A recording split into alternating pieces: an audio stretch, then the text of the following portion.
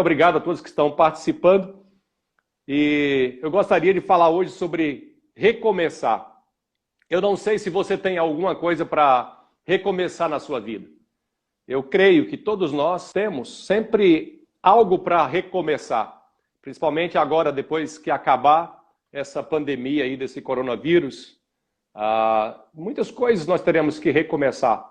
As pessoas estão falando agora de um novo normal, né?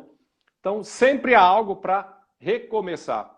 E eu gostaria de falar sobre recomeçar usando a parábola do filho pródigo, que está lá em Lucas capítulo 11, Lucas 15, a partir do versículo 11.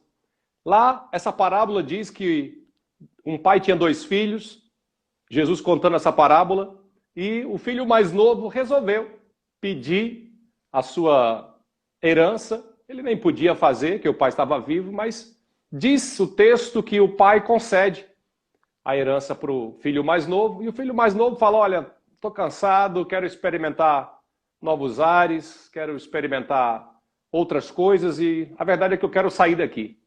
E o pai então entrega para o filho a sua herança, e o filho sai. E ele sai para uma terra distante, diz a palavra de Deus, e ali, enquanto ele tinha dinheiro, ele começou a gastar o seu dinheiro com meretrizes, as pessoas estavam próximas dele, como geralmente é assim, né? Quando a pessoa tem condições de dinheiro, tem muitos amigos. Só que o dinheiro acabou e quando o dinheiro acabou, houve uma crise muito grande naquele local, naquele lugar, naquele país. E a verdade é que ele não tinha como se alimentar e ele teve que trabalhar. O dinheiro acabou, a crise chegou e ele teve que procurar um emprego, um trabalho. O texto não diz, penso eu, que ele deve ter procurado algo no nível dele, algo melhor, mas ele não achou. O que ele achou foi cuidar dos porcos. E a gente sabe que para o judeu, né, somente na época de Jesus, e no Velho Testamento também, os porcos era o pior animal que existia. Era a pior coisa que existia era você cuidar de porcos. Então, pelo texto, o filho pródigo ele caiu no fundo do poço. Não tinha forma pior, ou trabalho pior para ele, que era judeu, cuidar dos porcos. Gente, a fome foi tão violenta, a crise foi tão terrível, que não tinha o que comer. E o filho mais novo, ele desejou comer a comida que os porcos comiam. Olha que coisa.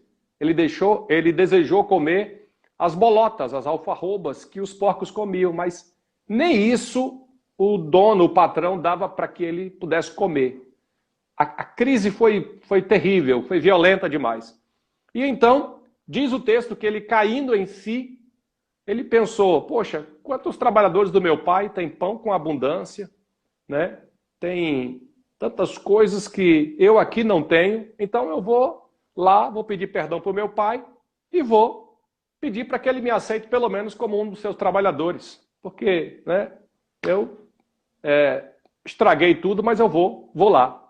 E diz o texto que ele indo, né, e eu fico pensando ele voltando no caminho para ir para a casa do pai, a ansiedade aumentando, né, e ele, não sei o que passou na cabeça dele, e aí eu vou voltar lá, mas como é que eu vou enfrentar meu irmão? Como é que eu vou enfrentar minha família? Como é que eu vou enfrentar meu pai? O que meu pai vai pensar? E eu não sei o que ele pensou na cabeça. Talvez ele deva ter pensado, olha, vão chegar e vão falar para mim, que isso, você fez o que fez, pegou a sua herança, gastou com tantas coisas erradas e agora você vem, né, todo desse jeito aí, na linguagem mas não tão clássica, né? Você está vindo agora com o rabinho entre as pernas. Por que você não ficou lá? Volta para lá, para o lugar que você foi, que você estava. Então, diz o texto que ele voltou para o seu pai. Graças a Deus, o texto diz que o pai, né, e se referindo a Deus, o pai recebe ele com muita alegria, faz festa, coloca anel no dedo, roupa nova, mata aquele bezerro cevado lá que estava preparado para o Natal, e faz uma grande festa. Só quem não gostou foi o filho mais velho, mas o pai falou para o filho mais velho, mas olha, tudo que é teu tudo que é meu é teu, você não estava perdido, mas esse teu filho estava perdido, esse teu filho, ele já pagou o que ele tinha que pagar, com tanto sofrimento que que ele sofreu, ele estava perdido e foi achado. Então, por isso, precisamos fazer aqui uma grande festa. Na verdade, meu irmão e minha irmã, é tempo de recomeço. Aqui nesse texto que eu falei, foi tempo de recomeço para o filho mais novo, que estava perdido, que tinha saído de casa, que tinha ido procurar grandes aventuras, mas foi tempo de recomeço para ele. Quem sabe hoje na sua vida seja tempo de recomeço no seu casamento, seja tempo de recomeço na sua família, seja tempo de recomeço no seu trabalho, seja tempo de recomeço no seu ministério, seja tempo de recomeço na sua vida financeira, né? Ou em tantas coisas que nós precisamos recomeçar. Então eu gostaria que você tomasse essa palavra para você e pensasse qual a área que você precisa recomeçar. Qual a área que precisamos recomeçar. E aqui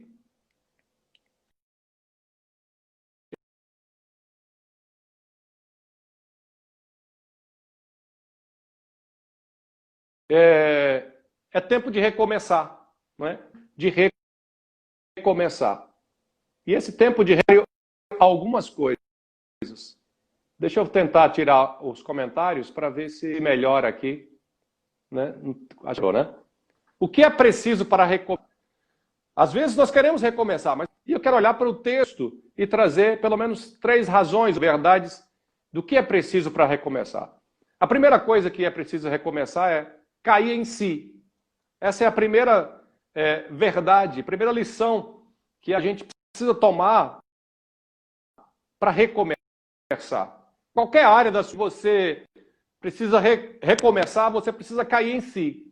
O que é em si é quando você diz, poxa, pisei na bola, fiz coisa errada, falei o que não devia ter dito, fiz algo que não deveria ter sido feito.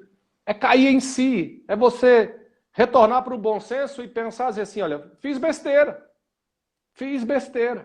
não devia ter feito, fui iludido, né? Pensei que seria uma outra coisa e a verdade é que para recomeçar nós precisamos cair em si. E foi o que o filho pródigo fez. Caiu em si. Olha o que o versículo 17 diz. Caindo em si, ele disse, quantos empregados meu pai têm comida de sobra? E eu aqui morrendo de fome. Então o texto diz que ele caiu em si. Por que é importante essa primeira verdade aí para qualquer pessoa que deseje cair em si? Porque muitas pessoas querem recomeçar, mas não caíram em si ainda. Acham até que tem direito, acham até que não foi bem assim. Então, elas querem recomeçar, mas elas querem recomeçar de onde parou. E aí não dá. O negócio não funciona dessa forma. Muitas vezes queremos recomeçar. Talvez você já passou por isso. Quis recomeçar alguma coisa, mas recomeçou de onde parou. Como se nada tivesse acontecido. Então, a primeira lição que a gente toma aqui para recomeçar é cair em si. Tem que parar, tem que se arrepender, tem que olhar onde caiu, rever as obras, rever o caminho, fazer o caminho de volta, né? No seu coração, no seu pensamento. O filho pródigo fez isso. De onde ele saiu? E ele, caindo em si, ele disse, que besteira que eu fiz. Que foi isso que eu fiz? Quantos empregados, trabalhadores do meu pai lá têm pão e comida de fartura, de abundância, e eu aqui estou passando necessidade, né? Em outras palavras, que burrada que eu fiz, que é isso que eu fiz? Onde que eu estava com a cabeça quando tomei essa decisão? Onde que eu estava com a cabeça quando tomei essa atitude? Então, a primeira lição que a gente toma para poder recomeçar, você que está me ouvindo agora e me assistindo, é cair em si. Tem que cair em si. Tem que parar e ver aonde você errou. Aonde você pecou. Por que as coisas agora estão nessa situação de crise, de dificuldades? O que foi que aconteceu? Então, cair em si. A gente precisa cair em si. Mas segundo, nós precisamos ter atitude. Porque se você ficar apenas no caindo em si e dizer, é verdade, eu errei, eu pequei, ou eu não deveria ter agido dessa forma, né? E parar por aí, o que é que vai adiantar? Muitas pessoas até reconhecem, muitas pessoas até caem em si, dizem, olha, fiz besteira, pisei na bola, mas para por aí. Não, o texto continua dessa atitude do filho pródigo. Olha aí comigo. Eu me porei a caminho e voltarei para o meu pai.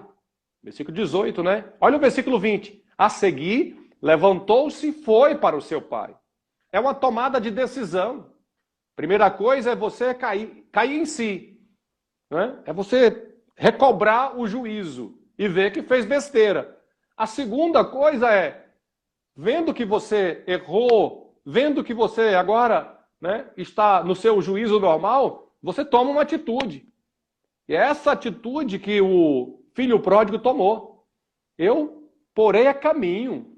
E o versículo 20. Levantou-se e foi para o seu pai. Ele não ficou apenas, sabe, no pensamento, eu poderia fazer isso, eu poderia pedir perdão, eu poderia voltar lá e, né, me humilhar, pedir perdão, falar que pequei, falar que errei. Não, ele toma essa decisão. Veja que ele não sabe qual será a resposta do seu pai e da sua família. Veja que ele fica pensando, o que é que eu vou falar, o que é que eu vou fazer?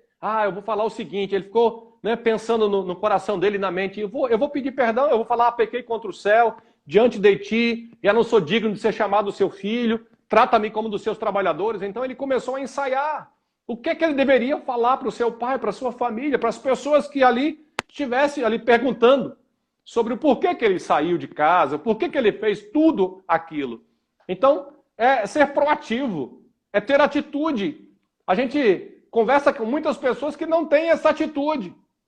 Mas para ter essa atitude, primeiro você precisa cair em si. E caindo em si, você então resolve. Não, eu preciso voltar, eu preciso refazer o caminho. Refazer o caminho. Gente, maravilhoso. Quando o texto que nós lemos antes, que diz que ele lembrou da casa do pai, né? Ele lembrou da casa do pai, da sua família. Ele tinha boas lembranças da casa do seu pai. Ele tinha boas lembranças da família. Olha como é importante a gente criar essas boas lembranças, criar um ambiente bom na nossa casa, na nossa família, na igreja, ou aonde for, criar um ambiente bom, para que, se porventura a pessoa saia, ela possa ter saudade da sua família, saudade da sua casa, sabe? Saudade de voltar para Deus, para a igreja. Então, ter boas lembranças, isso é muito importante. Você que está me ouvindo agora, crie um ambiente legal, um ambiente bom na sua casa. Gente, o que a gente percebe muitas vezes quando a gente conversa com, né, casais, ou com o esposo ou com a esposa, é que ele ou ela diz, pastor, minha casa é um inferno. Não, minha casa é terrível. Ou então na igreja é complicado por isso, por aquilo.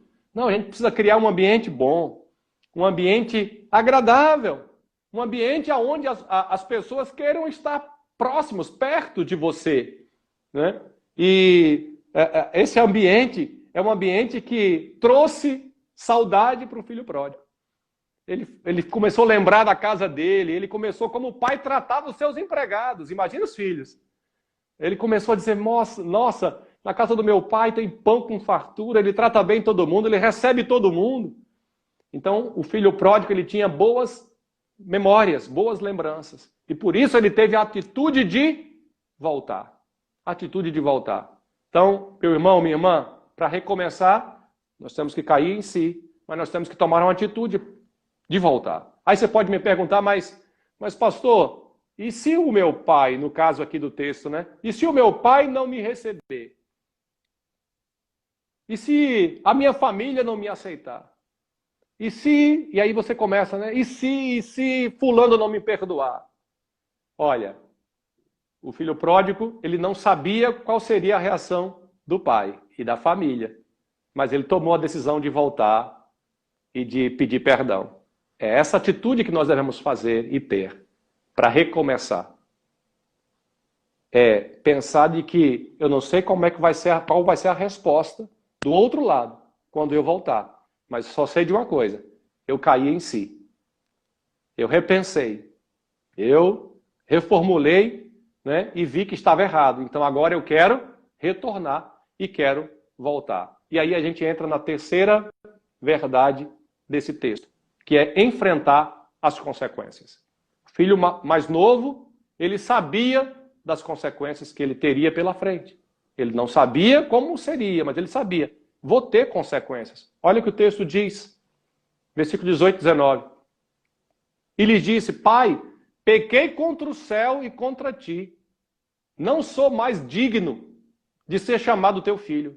Trata-me como dos teus empregados, trabalhadores. Então veja que o filho pródigo, o filho mais novo, ele sabia quais seriam as consequências. Ele sabia que tinha pecado. Pelas normas da época, ele não tinha mais direito à herança e nem tinha direito mais de ser recebido como filho. Era como se ele fosse deserdado da família. Ele sabia, por isso que ele sabe que ele não pode ser tratado mais como filho. Mas ele pensa, pelo menos como um trabalhador, meu pai vai me aceitar. Então ele pensou, vou voltar lá e vou dizer para ele: Pai, eu pequei. Eu pequei contra o céu e contra o Senhor. Eu fui errado, mau caráter. Eu fui, sabe, ele se humilhou diante do Senhor e diante do seu pai. Então ele volta e ele fala: não sou mais digno de ser chamado o seu filho. Enfrentar as consequências.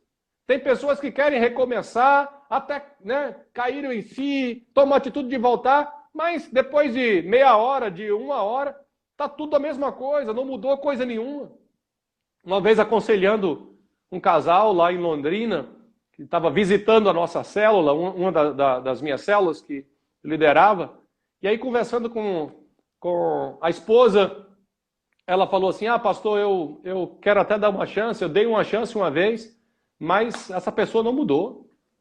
Meu marido não mudou. Olha, passou um dia e ele continuou grosseiro, ele continuou com as mesmas coisas que ele fazia antes.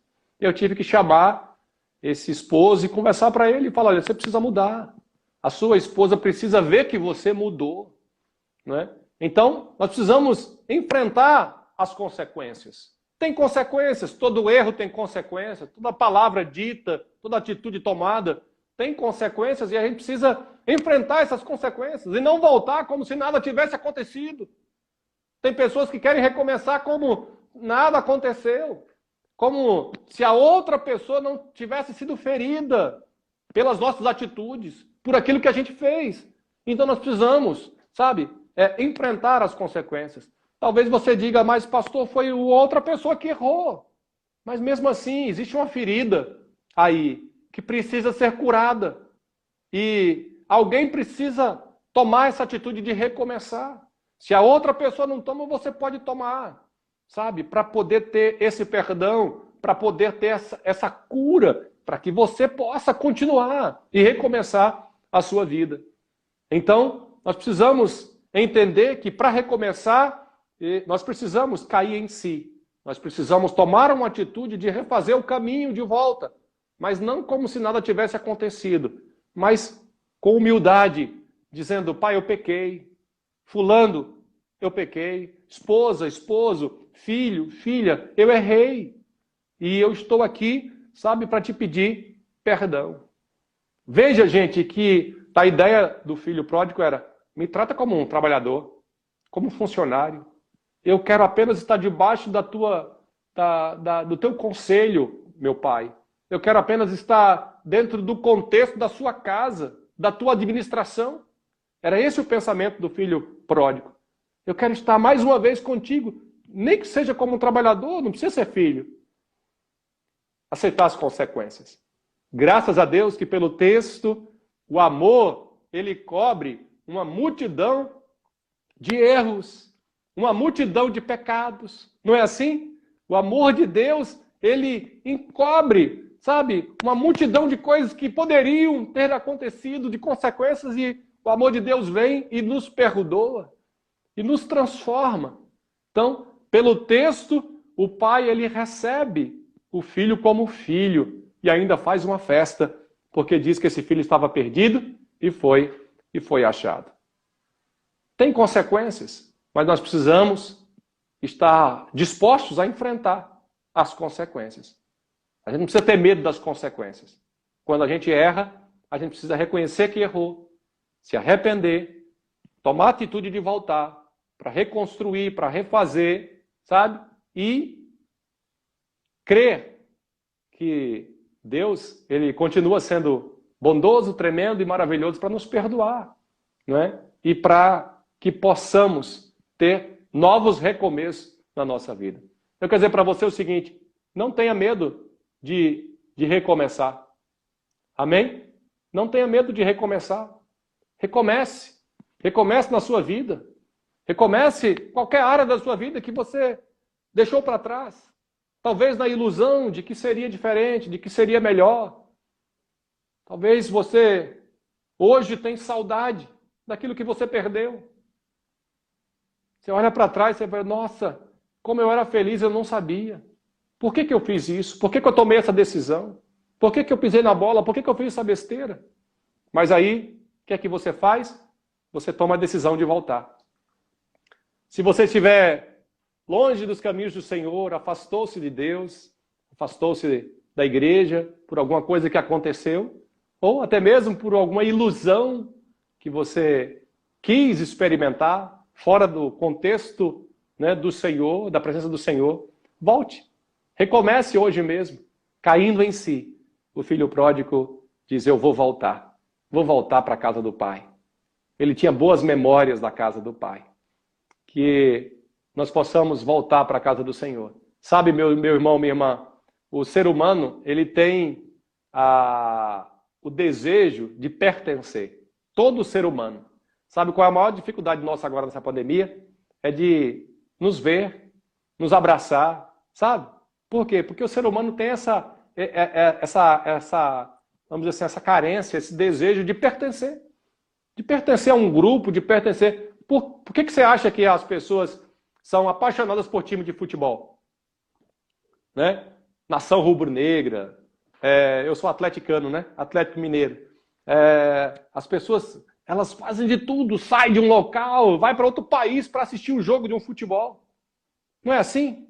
Por quê? Porque a pessoa tem o desejo de pertencer a um grupo. Eu assisti um jogo uma vez lá em Minas Gerais, do Atlético Mineiro, e aí, acho que foi até o jogo contra em Londrina, Atlético e Londrina. E aí eu tava lá e eu comecei a gritar, Galo, Galo, Galo. E aí a galera, né, e o chefe de torcida do Galo, nossa, você é bom, né, você grita aí, você é animado, não sei o quê, já me colocou no zap lá do Galo Loucura. E aí tá lá, eu cheguei em casa, falei pra Mirella e tal, e aí o pessoal tá lá, tantas coisas lá que, sabe, o pessoal colocava, e eu vi que não tinha muitas coisas a ver comigo, e aí depois de um dia eu falei, rapaz, aqui não dá não, aí saí, né, saí do grupo do WhatsApp. Sabe por quê? As pessoas, elas têm esse desejo de pertencer, e aí por isso que mata e morre por causa de um time de futebol. Você já viu como é?